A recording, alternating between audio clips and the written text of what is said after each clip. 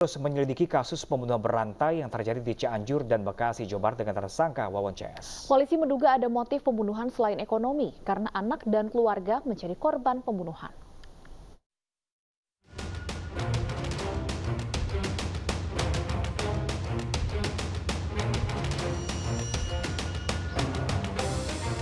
Polisi mengungkap 9 korban pembunuhan berantai di Bekasi Cianjur yang dilakukan oleh tersangka Wawon CS. Menurut polisi, 6 dari korban pembunuhan tersebut masih keluarga tersangka, sementara 2 lainnya adalah mantan TKW. Korban pertama adalah mantan TKW bernama Siti, yang didorong ke laut oleh Noneng yang merupakan mertua Wawon.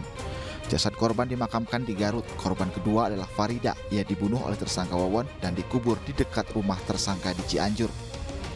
Korban ketiga adalah Noneng, ia dibunuh oleh Duloh setelah diantarkan oleh Wawon.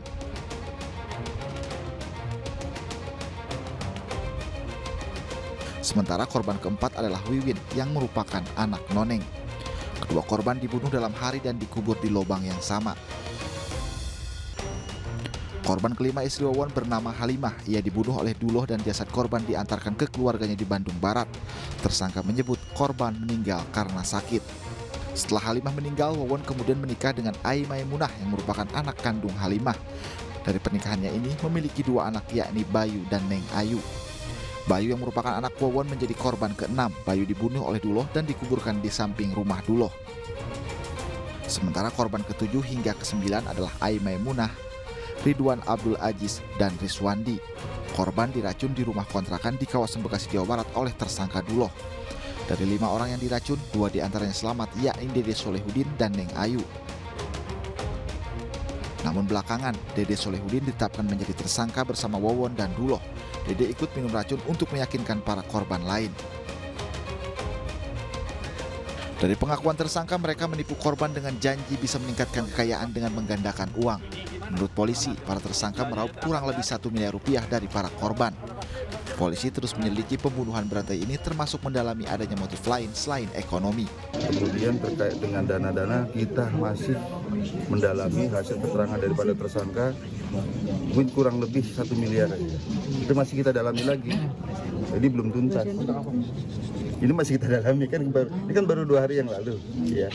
Baru 2 hari yang lalu kita akan dalami. Jadi penyidikan kami ini sifatnya berkesinambungan. Dari ketemu fakta ini kita dalami lagi, ketemu fakta ini kita dalami lagi, sehingga bisa apakah ada kemungkinan tersangka yang lain ataupun korban yang lain, kita akan tuntaskan semua itu, termasuk dengan motif dan secara preemptif. Tentunya ini bisa memberikan waspadaan pada masyarakat agar tidak mudah terjebak dalam pola-pola kejahatan atau modus operandi yang dilakukan oleh tersangka ini.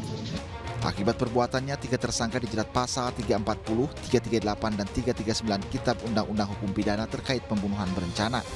Penyidik Polda Metro Jaya juga membuka posko aduan di Cianjur, Jawa Barat untuk menjaring terduga korban penipuan atau bahkan pembunuhan Wawon CS yang lain. Tim Liputan iNews melaporkan.